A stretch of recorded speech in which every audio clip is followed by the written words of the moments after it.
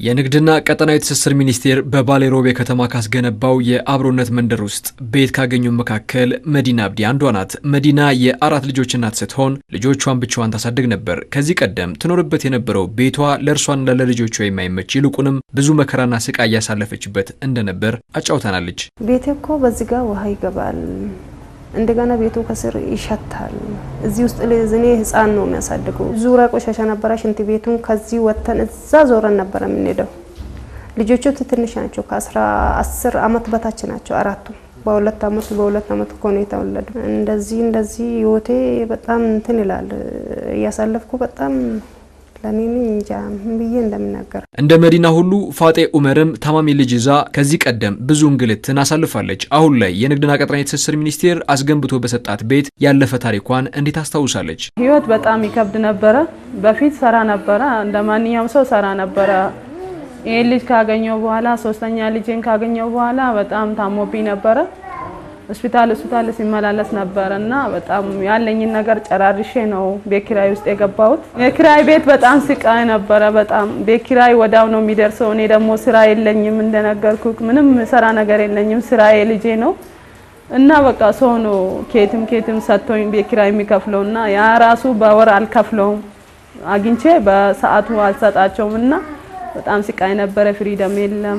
በዛ ላይ ደግሞ ዊልቸር ቤት ለቤት መንዳት አይችልም እና ከቤት ራሱ ፍሪደም የለም፣ አይወጣም። ለመዲናና ፋጤ ዛሬ ላይ ይህ አሳዛኝ ህይወት ወደ ደስታ ተቀይረዋል። ሀገር ወገን አለሁ ባይ እንዳለ የንግድና ቀጠናዊ ትስስር ሚኒስቴር ከተጠሪ ተቋማቱ ጋር ሆኖ ባስገነባው የአብሮነት መንደር ላይ አዲስ ህይወት ጀምረዋል። እኔ እንጃ እኔ ደስታዬ ምን ብዬ እንደምናገር እኔ እንባይ ራሱ እንትን ይለኛል። ቤቱ ይሄው እንደምታዩ ሶፋ አለ፣ ፍራሽ አለ፣ አልጋ አለ እና አስቤዛ ዘይት ምናምን ዱቄት አለ፣ መኮረኒ አለ። ይሄን ሁሉ አሟልተው እኮ ነው። ቤት ብቻ አይደለም መንግስት የሰጠ። በጣም ነው ደስታ ተሰምቶኝ የወደኩት ሁላ በጣም ነው የደነገጥኩት። ይሄ የኔ ነው ከነ ዕቃ ሁሉ ሳይው በጣም ነው የደነገጥኩት። የሰው ቤት ገባው ሁላ አልኩኝ።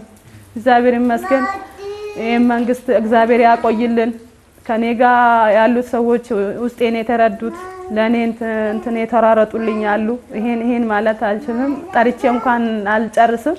በጣም ነው ማመሰግናቸው። የንግድና ቀጠናዊ ትስስር ሚኒስቴር ባለፉት ጊዜያት በአዲስ አበባ ከተማ፣ በአማራ ክልል፣ ኦሮሚያና ሶማሌ ክልል ብቻ ከ140 በላይ ቤቶችን አስገንብቶ ለወገኖቹ አለሁ ባይነቱን በተግባር አረጋግጧል። ይሄኛው ለየት የሚያደርገው ደጋሃቡር ሶማሌ ክልል እንደዚሁ መንደር ብለን ሰየመን ነበር። ይሄኛውን ደግሞ የአብሮነት መንደር ብለናል።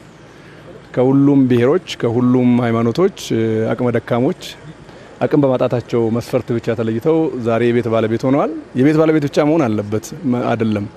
ይሄ ቤት እያንዳንዱ 100 ካሬ ግቢ ያለው፣ 50 ካሬ ላይ ቤቱ ያረፈ መኝታ ክፍል ያለው፣ ሳሎን ያለው፣ ኪችን ያለው፣ መታጠቢያ ቤት ያለው፣ መጸዳጃ ቤት ያለው፣ ግቢ ውስጥ ልብስ ለማንጠፍ የሚመች አይነት ከባቢ ግሪነሪ ያለው ተደርጎ ነው የተገነባው። የጋራ ሰርግ ለቅሶ ቢደርስባቸው ድንኳን የሚጥሉበት ቦታም ጭምር አለው። ወኮዎች አሉት። በዛ ደረጃ የአብሮነት መንደር በሚል ስያሜ ነው የሰራ ነው። ወደ 37 ሚሊዮን ብር አካባቢ ወጪ ተደርጎ ነው የተገነባው። በባሌ ሮቤ ከተማ የአብሮነት መንደር ላይ የተገነቡ ቤቶች በንግድና ቀጠናዊ ትስስር ሚኒስቴርና ተጠሪ ተቋማት ቅንጅት ሲሆን በቤት እጦት ይሰቃዩ ለነበሩ ዜጎችም ተላልፈዋል። እኛ ሁልጊዜም ሚኒስቴር መስሪያ ቤቱ ከተጠሪ ተቋማቱ ጋራ ለዚህ ስራ በጀት ይዘን ነው የምንሰራው። በጎደለም ቦታ ከኛ ጋራ በትብብር የሚሰሩ ባለሀብቶች እንዲሳተፉ እናደርጋለን። በአብዛኛው ዘንድሮ ሁሉም ተጠሪ ተቋማትና ሚኒስቴር መስሪያ ቤቱ ተሳትፎበት ነው ወደ 140 ቤት የገነባ ነው። ይሄ በጣም ትልቅ አቅም ነው። ወደ ገንዘብ ሲቀየር በጣም ብዙ ደሃ የመኖሪያ ቤት ባለቤት ያደረገ እነኚህ ሰዎች ቤተሰቦቻችን ናቸው። የወለዱም ብቻ አይደሉም፣ የስጋ ቤተሰብ ብቻ አይደለም። ሁሉ ቦታ መድረስ ቢያቅተን እንደ ሀገር ያሉትን ማህበራዊ ችግሮችና ስንክሳሮች በዚህ ደረጃ መተባበር መተጋገዝ ስንችል እየተቀረፈ ሄደ።